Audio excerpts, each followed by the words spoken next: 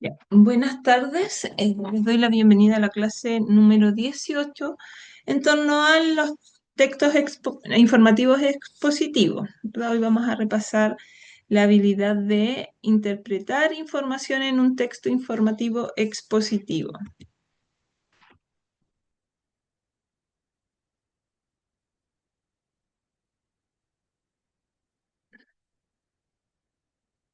Entonces, recordemos que interpretar implica relacionar las distintas partes del texto para construir el significado global del mismo, además de entender las suposiciones que están implícitas en el texto, es decir, ser capaz de comprender cuál es el tema, la función de ciertos fragmentos, es decir, es asignarle nuevo significado a la información, pero a partir de de los detalles o las pistas que ésta me entrega.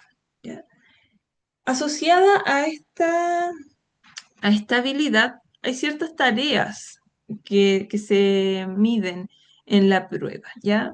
Primero, el poder determinar las relaciones entre partes del texto o la lectura global de este, es decir, poder establecer relaciones entre párrafos, ¿ya? Establecer las relaciones eh, implícitas que hay en el texto entre los temas que aborda, ¿ya? También está elaborar inferencia a partir de datos textuales explícitos, es decir, a partir de información que aparece directamente en el texto, yo debo ser capaz de inferir, es decir, deducir nuevos significados. ¿Ya? Luego, elaborar interpretaciones que se sustenten en datos del texto, es decir, nuevamente generar nuevos significados, pero a partir de los datos, ¿ya? De cifras, estadísticas, etcétera. Luego, encontrar un significado global, tanto de un fragmento como de la totalidad, es decir, entender cuál es el tema, ya sea a nivel general en el texto o en algunos de sus párrafos, ¿ya? Luego, sintetizar ideas centrales de un texto o de un fragmento, es decir, ser capaz de reconocer cuál es la idea principal y poder resumirlas. Y por último, determinar la función o finalidad de un elemento textual, es decir, ser capaz de inferir con qué intención, con qué propósito comunicativo se utiliza algún elemento dentro del texto. Pero para analizar los textos expositivos informativos, veíamos en la clase anterior que estos nos van a entregar información de manera objetiva, ¿verdad? Centrándose en el tema, detallándolo, explicándolo. Desde esa perspectiva nos vamos a encontrar que los párrafos al interior de los textos expositivos pueden cumplir distintas funciones, ¿ya? Por ejemplo, hay párrafos que el autor va a ocupar para definir, es decir, indicar lo que es propio de un elemento y lo distingue de otro, es decir, fijar con rigurosidad qué significa un elemento, un concepto, un proceso. Por ejemplo, que aquí tenemos, la fotosíntesis es un proceso biológico mediante el cual las plantas, las algas y algunas bacterias convierten la energía solar en energía química. Se lleva a cabo principalmente en las hojas gracias a la clorofila, que capta la luz del sol para transformar el dióxido de carbono y el agua en glucosa y oxígeno. ¿Por qué esto es una definición? Porque me permite anotar con certeza qué es la fotosíntesis. Generalmente, una definición nos va a implicar qué es algo, qué es un proceso, qué es una palabra, etcétera. ¿Ya? Entonces, ahí es cuando yo tengo esa información, es que sé que me está dando una definición. ¿Ya? Y eso entonces me sirve para fijar el significado de un concepto o de una palabra y por lo tanto es muy útil para poder explicar algún tema. Otra función es la de describir, es decir, presentar los rasgos o características de algo o de alguien. ¿Ya? Por ejemplo, dice, el desierto de Atacama, ubicado en el norte de Chile, es uno de los lugares más áridos del planeta. Su paisaje está compuesto por extensas planicies cubiertas de sal, montañas rocosas sin vegetación y cielo despejado casi todo el año. A pesar de su clima extremo, alberga una biodiversidad única y es ideal para la observación astronómica. Acá, ¿por qué decimos que esto es una descripción? Primero, ¿cuál es el objeto descrito? En este caso es el desierto de Atacama. Partimos por dar una de sus características, que está ubicado en el norte de Chile. Luego decimos que otro rasgo propio de es que es el más árido del planeta. Luego indicamos que su paisaje ya está compuesto por planicies cubiertas de sal, montañas rocosas sin vegetación y cielos despejados. ¿Ya? También decimos que tiene un clima extremo, pero que también tiene una biodiversidad única y que además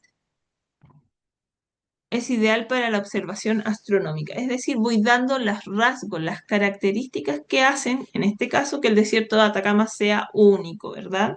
Entonces, eso es una descripción, es indicar los rasgos o las características que tiene algo. En el fondo es como indicar lo que nuestros sentidos ven.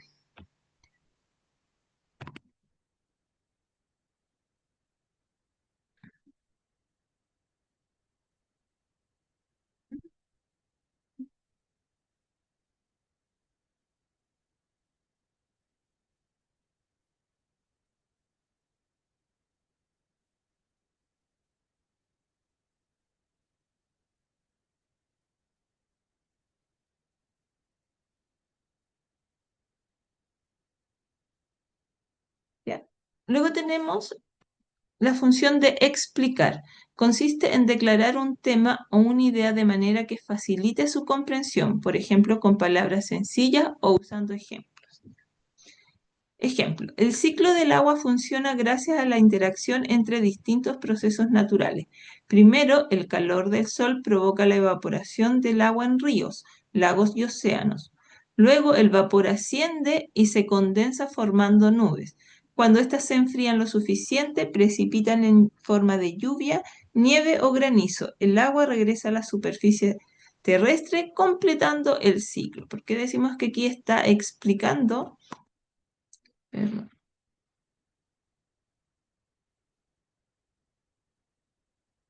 Porque si se dan cuenta, nos cuenta detalladamente, nos explica detalladamente, ¿verdad? Cómo funciona el ciclo del agua, ¿verdad? Cuáles son los elementos que participan en el calor del sol que provoca la evaporación, ¿verdad? Que ese vapor asciende, se condensa en forma de nubes, ¿verdad? Se enfrían y ahí precipitan y vuelve a la superficie y por lo tanto el ciclo se continúa. En el fondo lo que busca es explicarnos los pasos a pasos del proceso del ciclo del agua.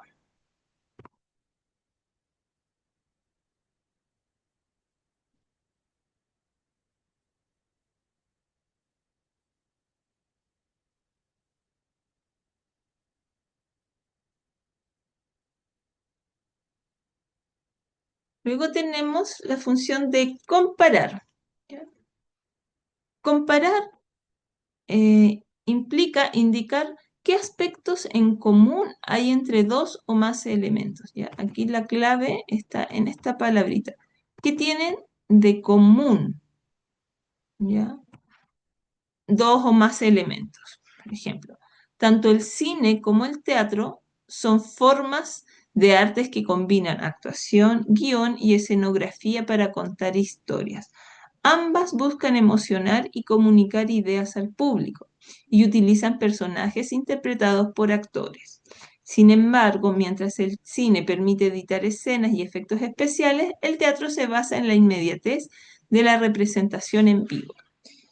Entonces, para que exista una comparación, deben haber al menos dos elementos que se van a comparar. Ya puede ser dos o más. Pero dijimos que era comparar, es decir, de todas estas características acá presentadas nos tenemos que quedar solo con lo que tienen en común.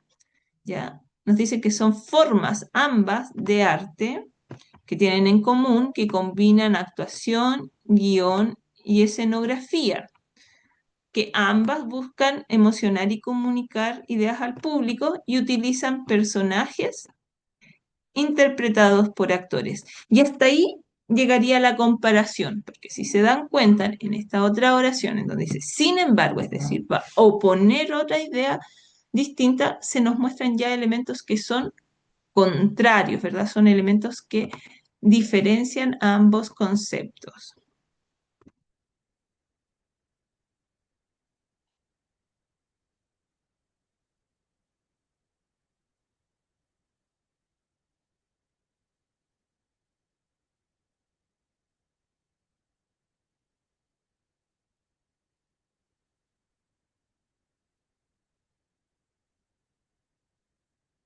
Luego tenemos la función de contrastar. Insiste en indicar,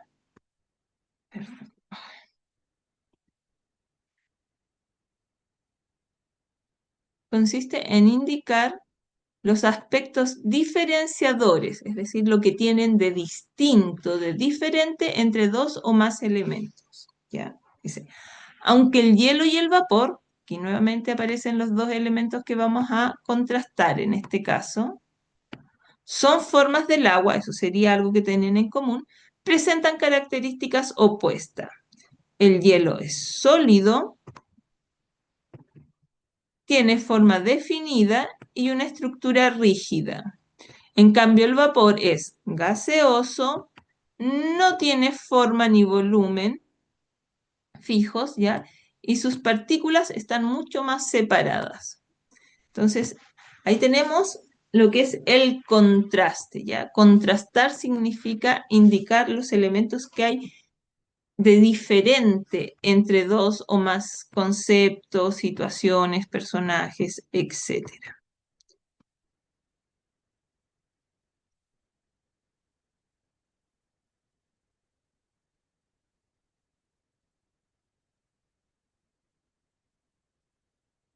Luego tenemos hay párrafos que nos van a permitir cumplir la función de respaldar, es decir, ofrecer detalles o datos que avalan la veracidad de lo que se plantea.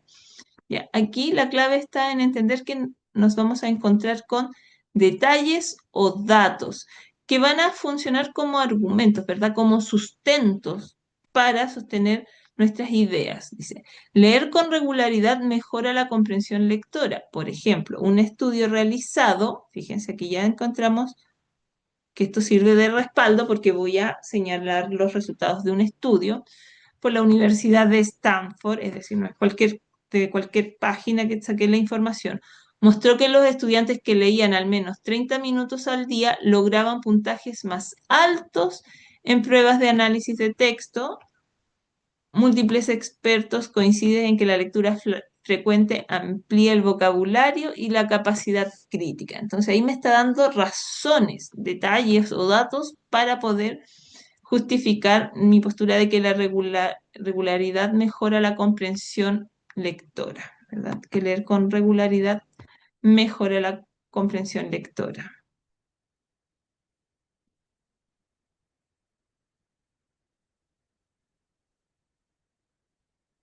¿Ya?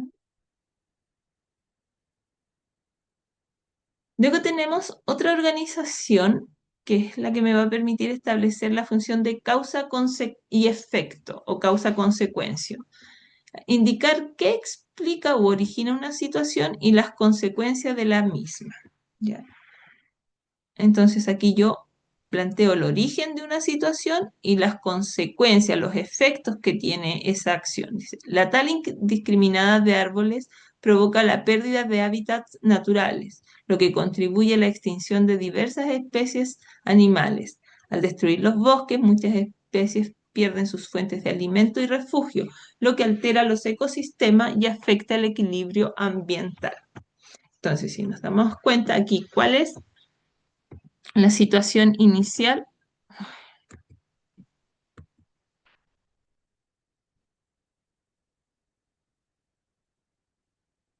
Tendríamos la tala indiscriminada es la causa, ¿ya? y sus consecuencias son las pérdidas de hábitats naturales, ¿ya? Y esto a su vez sería consecuencia, la causa de que se provoque la extinción de diversas especies, ¿verdad? Otra causa, destruir los bosques, sería la situación original, la causa, va a provocar que muchas especies pierdan sus fuentes de alimentos y refugio. Entonces, la información se va eh, realizando o se va organizando, mejor dicho, perdón, organizando, estableciendo esta relación causa-consecuencia, causa-consecuencia.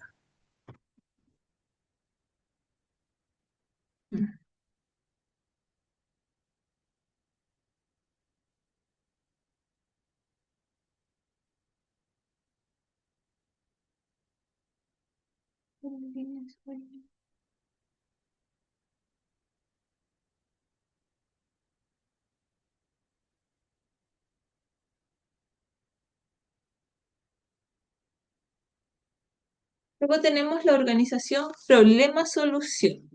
¿Ya? Consiste en plantear un conflicto, una problemática puntual y al mismo tiempo luego explicar cuáles serían las posibles remediales o soluciones. Por ejemplo, la contaminación del aire es un grave problema en muchas ciudades. Ahí está claramente cuál es nuestro problema, ¿verdad? Entonces, ¿cuál es el problema que va a abordar este párrafo? Es la contaminación del aire. Para combatirla se han implementado medidas como la restricción vehicular, el uso de energías limpias y la promoción del transporte público. Estas acciones buscan reducir la emisión de gases tóxicos y mejorar la calidad del aire que respiramos. Entonces, para combatirla, y nos da la clave de que nos va a presentar las soluciones, ¿verdad? ¿Qué soluciones? Estas medidas. La restricción vehicular, el uso de energías limpias y la promoción del transporte público. Entonces, en este tipo de párrafo nosotros vamos a apreciar claramente el planteamiento de un problema y a su vez las posibles medidas de reparación o de solución.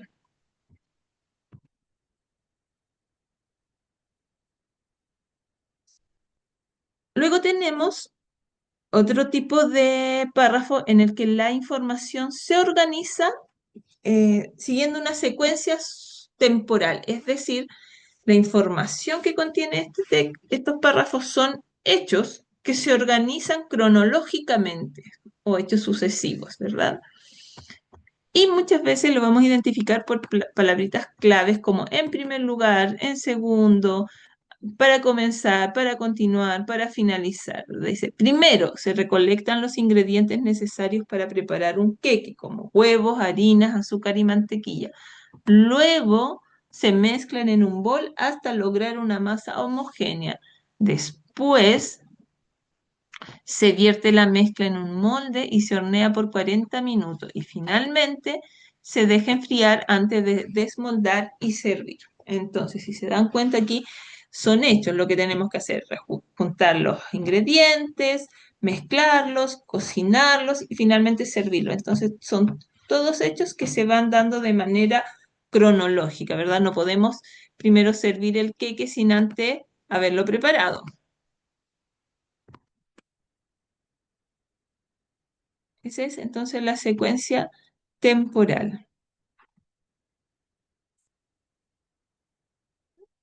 Y conclusión. Son párrafos que nos permiten sintetizar la perspectiva del emisor sobre lo que se está comentando. Muchas veces ese concluir implica retomar las ideas más importantes en el texto, dejar planteada alguna reflexión o dejar proyectado el tema, ¿verdad? Entonces, veamos, dice. En resumen, cuidar el medio ambiente no es solo una responsabilidad individual, sino una tarea colectiva. Cada acción cuenta. Reciclar, ahorrar agua, usar menos plástico, educar a otros puede marcar la diferencia. El planeta necesita de nuestro compromiso hoy más que nunca. En general, la clave también para estos textos son estas oraciones o estas frases como en resumen, para finalizar, concluyendo, sintetizando, etcétera. ¿Ya? Ya. Hasta acá. ¿Alguna pregunta, chicos?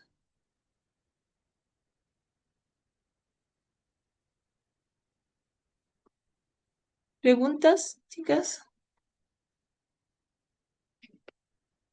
¿Dudas con algún tipo de párrafo que quieran que aclare?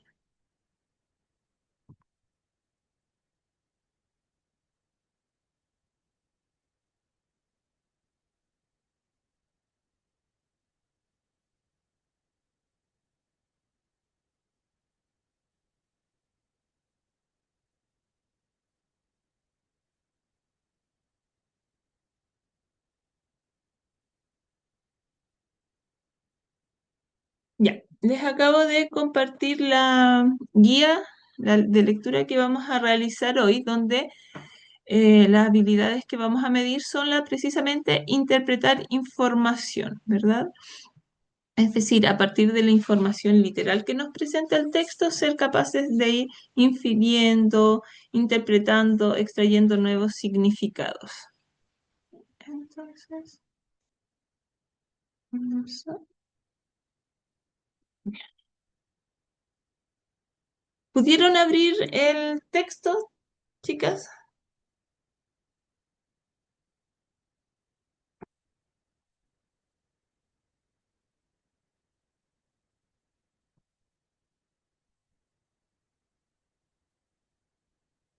Ujú.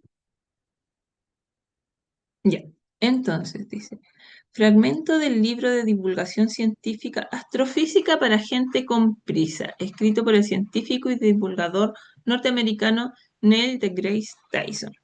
¿Ya? La historia más grande jamás contada. Igual este título, por ejemplo, no nos revela mucho de qué se va a tratar el texto, a diferencia del texto anterior que se llamaba el Calafate, ¿verdad? O un superalimento, algo así. Entonces ahí el título ya, desde ya me estaba indicando el tema del texto. Acá es más bien un título que incluso podríamos encontrar en un texto narrativo. Sabemos que no es narrativo y sabemos que es expositivo porque dice que es un libro de divulgación científica, por lo tanto, la información que nos va a entregar está asociada a la ciencia y es objetiva, ¿ya? Y es veraz, es decir, está basado en hechos, en la realidad, dice. Durante los primeros 1.000 millones de años, el universo continuó expandiéndose y enfriándose mientras la materia gravitaba hacia las masivas concentraciones que llamamos galaxias. Se formaron casi 100.000 millones de ellas, cada una de las cuales contenía cientos de miles de millones de estrellas cuyos núcleos sufren fusiones termonucleares. Esas estrellas, con más de 10 veces la masa del Sol, alcanzan suficiente presión y temperatura dentro de sus núcleos para producir decenas de elementos más pesados que el hidrógeno, incluidos aquellos que componen los planetas y las vidas que puede desarrollarse en ellos. Entonces, la idea más importante en estos primeros párrafos tenemos es que en los primeros millones de años, ¿verdad?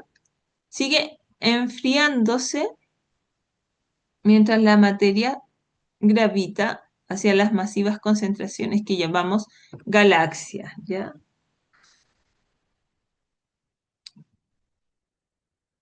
Que en esas galaxias tenemos millones de estrellas, lo cual es importante porque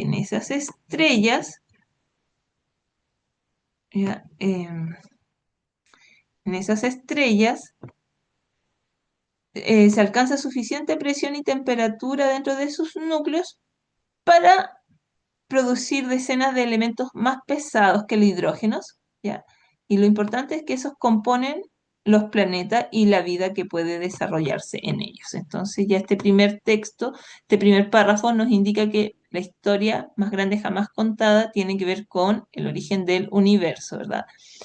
Estos elementos serían increíblemente inútiles de haberse quedado donde se habían formado, pero las estrellas de gran masa explotaron de manera fortuita, esparciéndose sus extrañas ricas en químicos por toda la galaxia.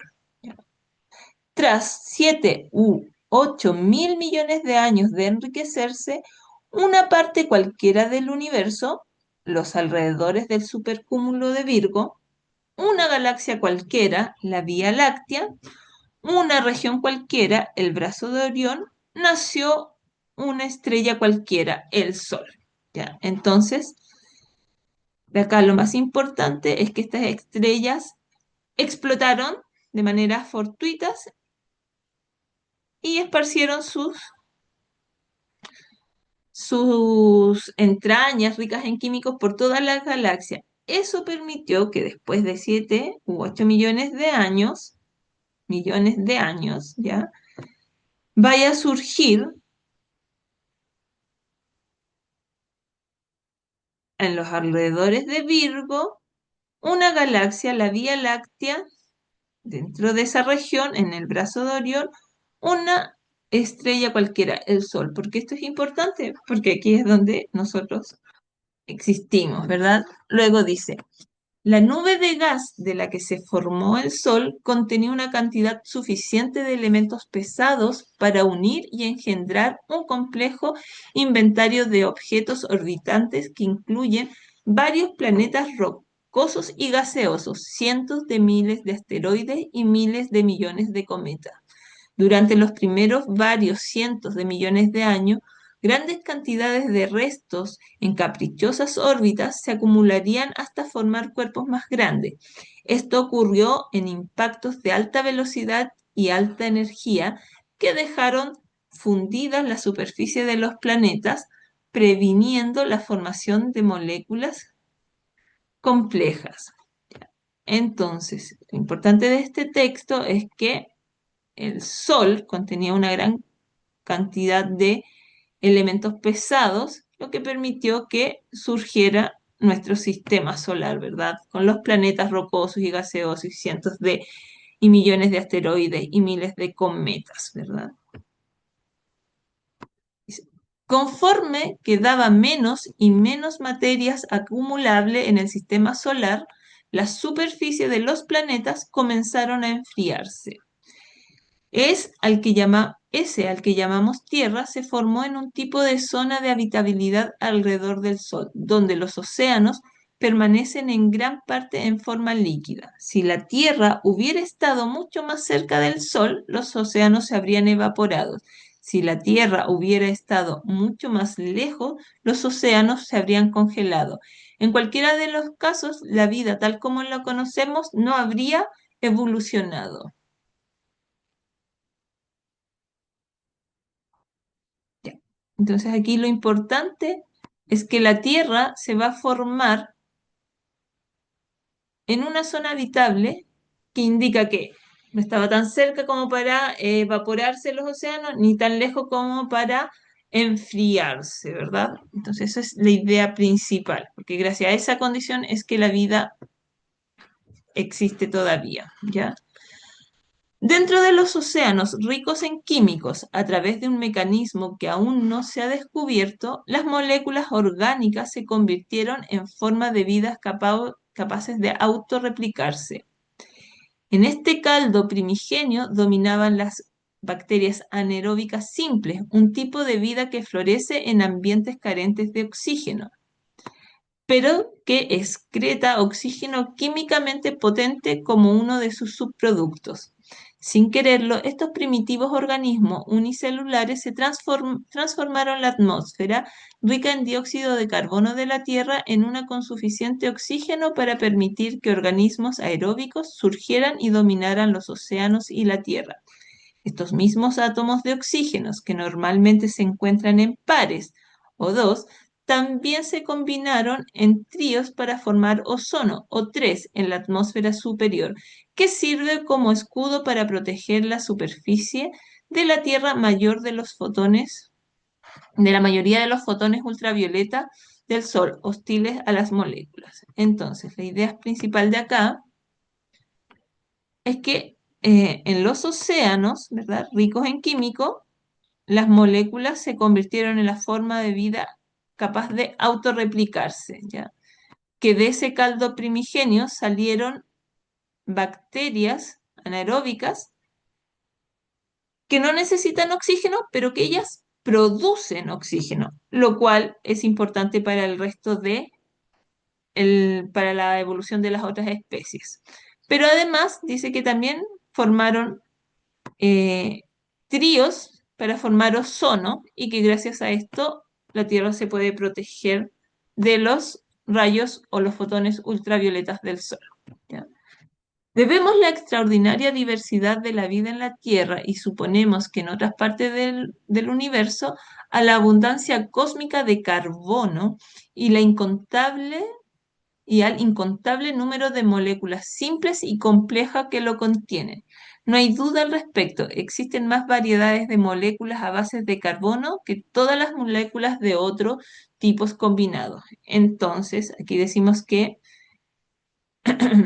la diversidad de la vida en la Tierra se debe al carbono, ¿verdad?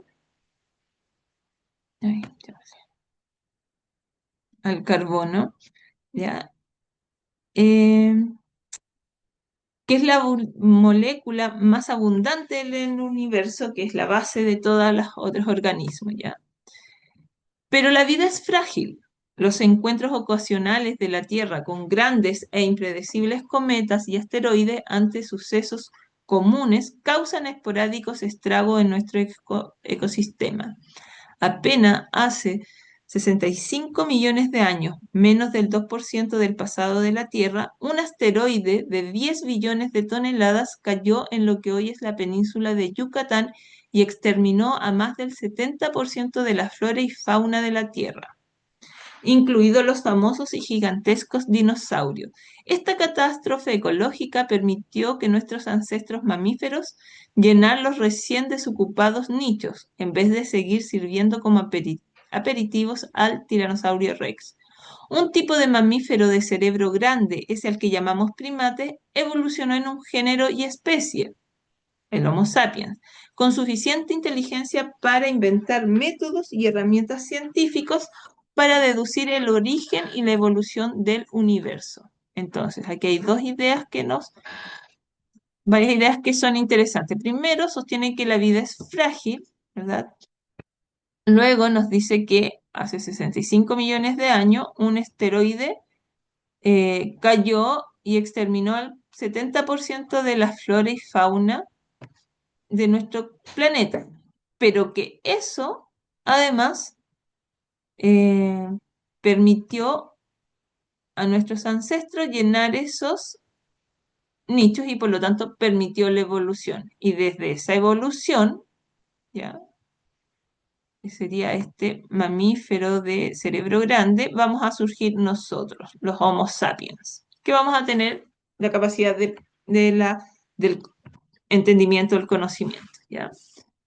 8. ¿Qué pasó antes de todo esto? ¿Qué pasó antes del comienzo? Los astrofísicos no tienen idea, o más bien nuestras ideas más creativas tienen poca o ninguna base en la ciencia experimental. En respuestas, algunas personas religiosas afirman con un tono de superioridad moral que algo debió haberlo empezado todo. Una primera fuerza mayor que todas las demás, una fuente de la que todo emana, una causa primera. Para esas personas, ese algo, por supuesto, es Dios.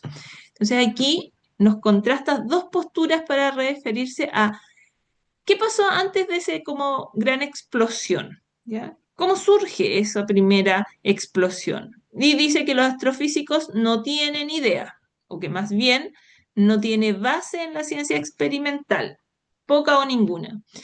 Pero en cambio dice que las personas religiosas tienen una respuesta, ¿ya? Es decir, afirman con seguridad que eso es que algo debió haber empezado todo y ese algo es Dios, ¿verdad? Entonces, pero, ¿y si el universo siempre hubiera estado ahí, en un estado o condición que aún tenemos que identificar? Un multiverso que, por ejemplo, continuamente crea otros universos. ¿O qué tal si el universo apenas acaba de surgir de la nada? ¿O qué tal si todo lo que conocemos y amamos solo fuera una simulación de computadora creada para la diversión de una especie extraterrestre superinteligente? ¿Ya? Esas son preguntas retóricas. Estas ideas filosóficamente... Ya, entonces aquí tenemos un párrafo que es bien distinto porque no nos entrega ninguna información objetiva, sino que se construye solo a partir de preguntas, ¿verdad? Preguntas retóricas. Estas ideas filosóficamente divertidas generalmente no satisfacen a nadie. Sin embargo, nos recuerdan que la ignorancia es el estado natural de la mente para un científico investigador. Las personas que creen no ignorar nada no han buscado ni han topado con el límite de lo que se conoce y lo que se desconoce en el universo. Entonces, la idea principal acá es que la ignorancia es el estado primordial para la mente de un investigador, ¿verdad? Porque si yo no tengo curiosidad, entonces no busco ni conozco nada. Lo que sí sabemos y lo que podemos afirmar sin ninguna duda es que el universo tuvo un comienzo. El universo continúa evolucionando y si cada uno de los átomos de nuestro cuerpo puede trazarse hasta el Big Bang y los hornos termonucleares con estrellas de gran masa que estallaron hace más de 5.000 millones de años. ¿Ya? Entonces nos dice que el universo tuvo un comienzo y que continúa evolucionando. Y que nuestro cuerpo, los átomos de nuestro cuerpo pueden trazarse hasta el Big Bang y esos hornos termonucleares con estrellas de grandes masas, ¿ya? ¿Ya? Entonces, somos polvo de estrellas al que se le dio vida y al que el universo luego dio el poder para descifrarse a sí mismo. Y apenas hemos comenzado. Entonces, nos dice que, en el fondo, el universo nos permite, hoy en día, gracias a nuestra inteligencia, poder irlo descifrando a él mismo, es decir, al universo. Entonces, la primera pregunta tiene que ver con relacionar la información entre dos párrafos, dice. ¿Qué relación se establece entre el primer párrafo y el octavo párrafo del texto? El primer párrafo nos habla del origen, ¿verdad? De este universo que sigue expandiéndose y enfriándose y que hay estrellas, ¿verdad? Y en el octavo nos habla cómo existen dos posturas para tratar de explicar qué pasa antes de esa gran explosión. Entonces, A, se detallan los elementos que conforman las galaxias en los primeros años del universo. En el octavo se afirma que los astrofísicos desconocen si hubo una condición previa del universo que aún no se descubre. B. Se describe en detalle el origen del universo hasta ahora conocido. C. Se plantean dudas sobre lo ocurrido antes del origen del universo ya descrito por el universo. C. Se describe la reacción de los núcleos de las estrellas. Se afirma que el origen del universo tiene una causa y explicación anterior hasta ahora desconocida. Se compara la masa de las estrellas con las del Sol. Se discute la hipótesis religiosa sobre el origen del universo en contraposición de la hipótesis científicas. Aquí lo importante es que nos preguntan qué relación se puede establecer. ¿Ya? Desde esa perspectiva podemos decir que en el primer párrafo efectivamente se describe en detalle el origen del mundo hasta ahora conocido, ¿verdad? Y en el octavo se plantean las dudas sobre lo que ocurre antes de ese origen. Entonces ahí está.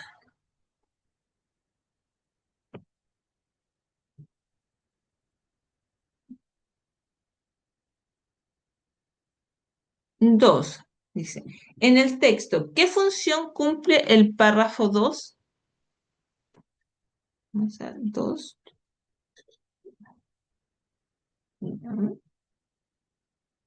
Dice, A, describe cómo se forman las galaxias. B, explica la causa del nacimiento del Sol. C, diferencia las galaxias de las estrellas. D, enfatiza el lugar en el que está ubicada la Vía Láctea. ¿Ya? Si nos damos cuenta, en el párrafo 2 nos explican que gracias a que estas grandes masas de estrellas explotaron de manera fortuita, es que va a surgir el Sol en una estrella, en una parte específica de nuestra galaxia. Por lo tanto, explica la causa del nacimiento del Sol. En el texto, ¿qué función cumple el párrafo 3? Ya, así se- Presenta una objeción que muestra la dificultad del desarrollo de la vida en el planeta. B, describe las condiciones que formaron el ecosistema en la Tierra. Introduce una idea acerca del origen de los dinosaurios que se continúa en el párrafo siguiente. Relata las condiciones que permiten una gran diversidad en la vida por componentes del espacio. El párrafo 3. Nos habla de que la nube de gas que se formó el Sol contiene una cantidad de elementos, ¿verdad? Pero que gracias a esto ocurrió impactos de alta velocidad y gracias a esto dejaron fundida la superficie de los planetas, previniendo la formación de moléculas complejas. Entonces, desde ese concepto, la respuesta es que nos presenta una objeción que muestra la dificultad que tuvo el desarrollo de la vida en el planeta, ¿verdad? Porque se tuvieron que, eh, acá está, durante estos varios años, esto ocurrió en impactos de alta velocidad que fueron dejando fundidas las superficies de los planetas, ¿verdad?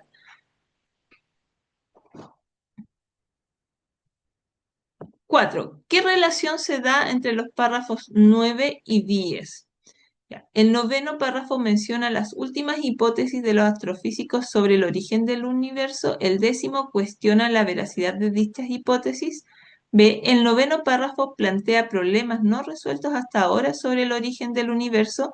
El décimo demuestra que la especulación científica puede ser divertida. El noveno párrafo presenta diferentes hipótesis sobre la condición original del universo. El décimo indica el valor de estas, pues confirman que el desconocimiento estimula la actividad científica. El noveno párrafo motiva al lector a reflexionar sobre las diferentes explicaciones que se han difundido sobre el origen del universo. El décimo describe cómo funciona la mente del investigador. Ya vemos el noveno y décimo. Ya. En el noveno se cuestionan, ¿verdad? ¿Qué ocurrió antes de ese primer origen? Y en el décimo ya se nos dice que es gracias a esta ignorancia, a este desconocimiento, es que el científico puede seguir investigando y llegar a nuevos conocimientos. Entonces, acá sería esta. Nos presenta diferentes hipótesis a través de preguntas, ¿verdad? Y el décimo indica que el valor de esta, pues confirman que el desconocimiento es lo que estimula la actividad científica. 5. De acuerdo con el cuarto párrafo, ¿qué condición fue fundamental para que evolucionara la vida en la Tierra? Aquí claramente es la temperatura, ¿verdad? Porque la Tierra se ubica, de acuerdo en el texto, a un lugar óptimo para la vida que permite que el agua ni se evapore ni se congele, porque ni está tan cerca del sol ni está tan lejos del sol y eso lo único que va a variar es la temperatura.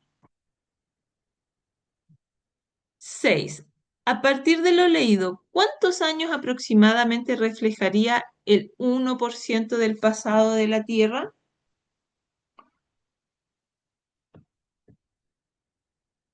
Ya, esa la respuesta es 32 millones de años.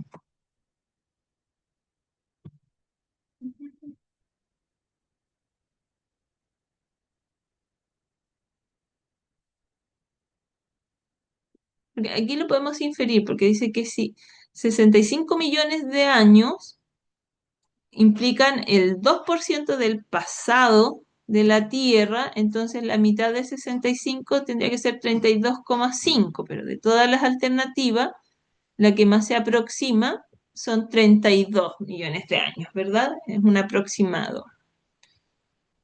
Entonces, es a partir de ese dato que era el 2% es que yo debo deducir cuál es el 1%. 7. Considerando el párrafo 5, ¿qué elemento permite que se forme nuestra barrera contra el Sol? Ahí está.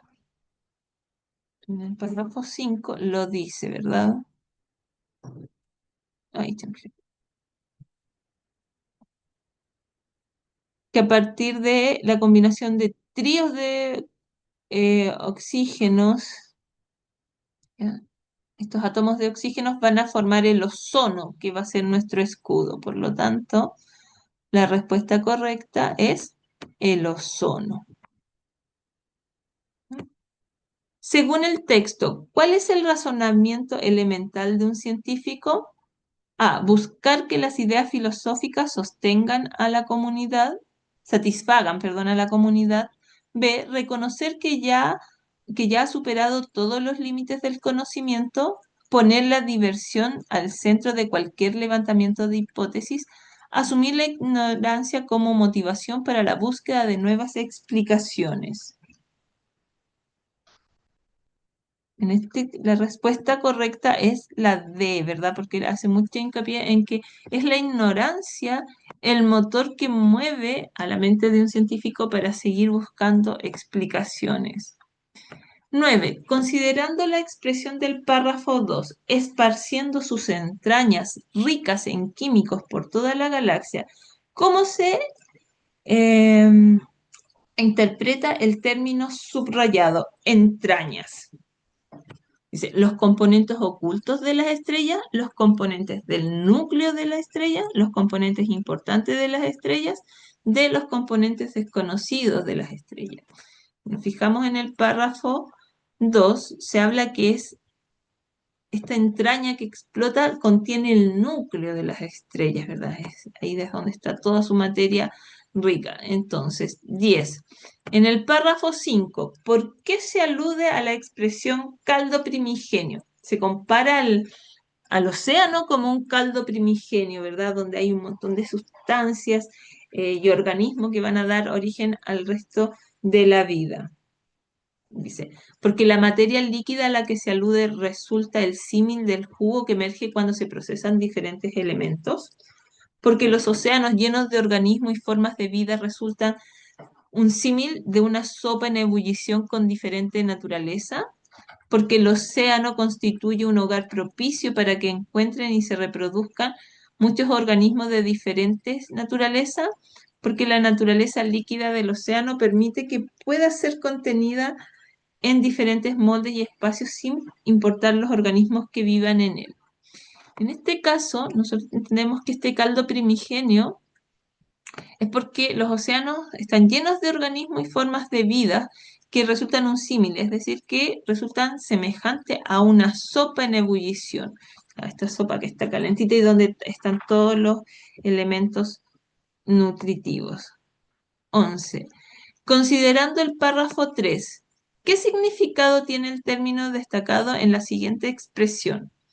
Tenía una cantidad suficiente de elementos pesados para unir y engendrar un complejo inventario de objetos orbitantes.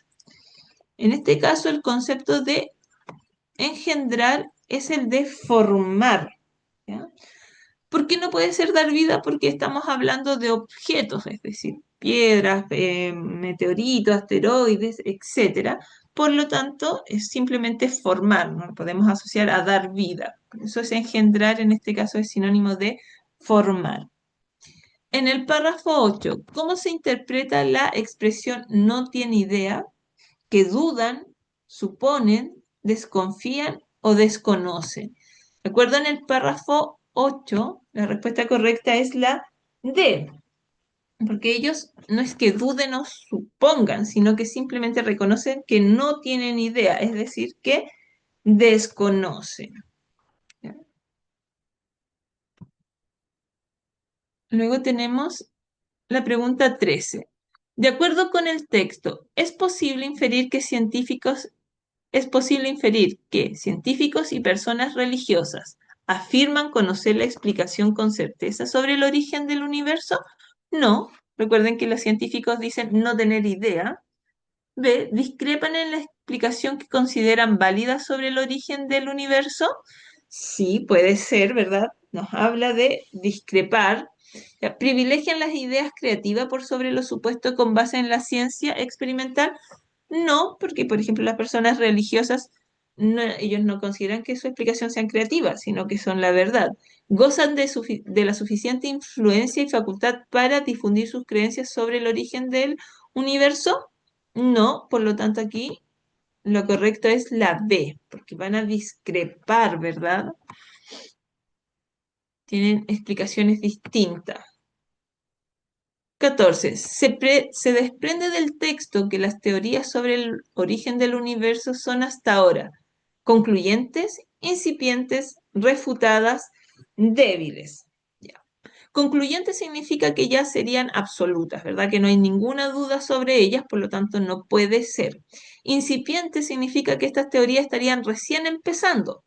Y estas teorías vienen de mucho, mucho tiempo atrás, de larga data, ¿verdad? Ya los griegos se cuestionaban cuál sería el origen del universo. Refutadas significa que han sido desmentidas, y no, la teoría del Big Bang aún no es desmentida, ¿verdad? Pero sí son débiles, son cuestionables, porque todavía, como bien lo decía uno de los párrafos, eh, muchas de estas teorías no están basadas en una experimentación científica, ¿verdad? 15. Considerando el texto, ¿cuál es el origen de la vida? A. La explosión de una estrella, la evolución del Homo sapiens, la combinación de átomos de oxígenos en pares y tríos, las moléculas orgánicas que emergieron de los océanos. De acuerdo al texto, todo surge gracias a las moléculas orgánicas que emergieron de los océanos, ¿verdad? Que fueron capaces de transformar el dióxido de carbono en oxígeno y con eso permitieron el desarrollo de organismos multicelulares. Espérate, 16. De los párrafos 6 y 7 podemos inferir que, es decir, aquí tenemos que mezclar la información de ambos párrafos. La perdurabilidad de las especies no está asegurada. B. Los dinosaurios constituyeron una catástrofe ecológica. La diversidad de la fauna de la Tierra está evolucionando. D. La posibilidad de proliferación de la vida son impredecibles. De ambos párrafos podemos inferir que, que la perdurabilidad de las especies no está asegurada, ¿verdad? La Tierra ha tenido distintos sucesos de choques con meteoritos que ha significado el exterminio o la extinción de casi todas sus especies. Y gracias a eso surgen otras, pero entonces nos va explicando que no hay nada seguro sobre la evolución de las especies. ¿Cuál es el tema del texto? Acá claramente este texto no está hablando sobre el origen del universo y la vida que hay en él. ¿Ya? ¿Qué opciones contiene una síntesis adecuada para el párrafo 7? El ascenso de los mamíferos producto de la extinción de los dinosaurios, el desastre ecológico que ocurrió hace 65 millones de años del planeta, la formación de distintos ecosistemas gracias al material espacial, la caída de un asteroide en la Tierra produjo la extinción de diversas especies.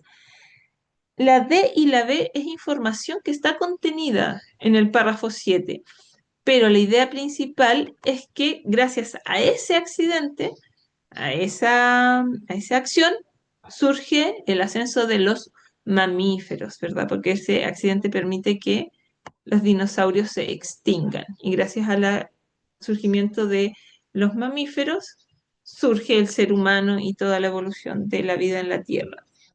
¿Cuál es la idea fundamental de los párrafos 11 y 12? A. La evolución del universo es inevitable y está relacionada con el Big Bang. El origen del universo está relacionado con la evolución del ser humano. C. Es posible afirmar que el universo tuvo un comienzo y el ser humano puede averiguarlo. Estos son los dos últimos párrafos. estamos conformados por material espacial y este material se remonta a los orígenes del universo.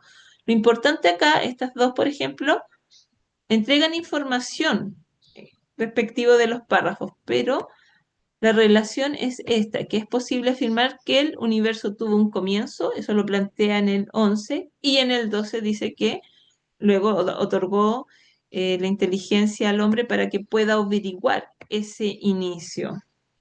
En el párrafo 8, ¿qué sentido adquiere el término algo al estar escrito en cursiva? El autor sugiere que algo, eso tiene que ver con la visión de los religiosos, ¿verdad? Entonces dice, ¿es una idea aceptada por toda la sociedad? Disculpen. Ah, ya,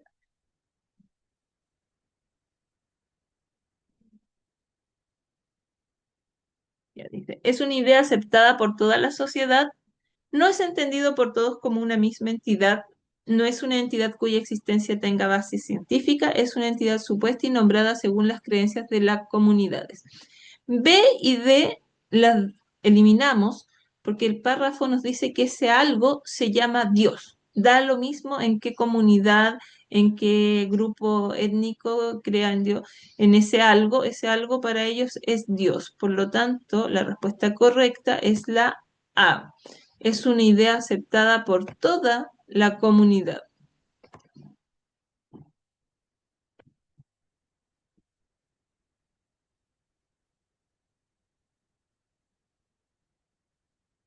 Mm, 21. ¿Qué sentido tiene el modo en que se enuncia el párrafo 9? Ya. Las preguntas invitan al lector a formular sus propias teorías. B. La reiteración de preguntas valida la duda frente a teorías vigentes. Las interrogantes nos hacen cuestionar nuestro propio conocimiento. Las preguntas creativas refutan la calidad y consistencia de la teoría. Este es el párrafo particular, ¿verdad? Que tiene toda la información a partir de preguntas que contienen como las diversas hipótesis y por lo tanto que eh, mantienen como las dudas frente a las teorías vigentes. ¿Ya? Entonces, el que se reiteren, el que haya varias, significa que valida la duda frente a las teorías vigentes. Dice, ¿con qué fin el autor termina el párrafo 2 con el enunciado y apenas hemos comenzado? Para persuadir al lector a cultivar su espíritu científico, para validar la gran capacidad del ser humano para descifrar su historia y origen, para confirmar la idea de que aún queda mucho por conocer respecto del origen del universo, para demostrar que nuestros ancestros de cerebros grandes nos legaron inteligencia suficiente para comprender el universo. Aquí se utiliza con la intención de confirmar la idea de que aún queda mucho por conocer respecto del universo, ¿verdad? En el párrafo 2, ¿qué función cumple la información contenida entre paréntesis? Es esto, dice, en un lugar cualquiera de la galaxia, en la Vía Láctea, en un punto X, en el sistema solar, ¿verdad? Esa información que está entre paréntesis sirve para puntualizar la información, ¿ya? Porque lo previo que está antes del párrafo hay como una expresión muy ambigua, en cualquier punto de la galaxia, en cualquier punto del universo, pero lo que va explicando al interior del párrafo, perdón, del paréntesis, es la puntualización de la información. Fíjense. Dice, tras 7 u 8 millones de años de enriquecerse en cualquier parte del universo, y entre paréntesis nos dice alrededor del supercúmulo de Virgo, es decir, ya no es cualquiera, sino que lo puntualiza. En una galaxia cualquiera, no, no es cualquiera, es la Vía Láctea. En una región cualquiera, específicamente en el brazo de Orión, nació una estrella cualquiera, el Sol. Entonces sirve para puntualizar la información. ¿Ya? Bien, chicos, chicas, entonces, esta ha sido la clase de hoy. Si tienen cualquier duda, recuerden que me las pueden plantear. Entonces, no estamos viendo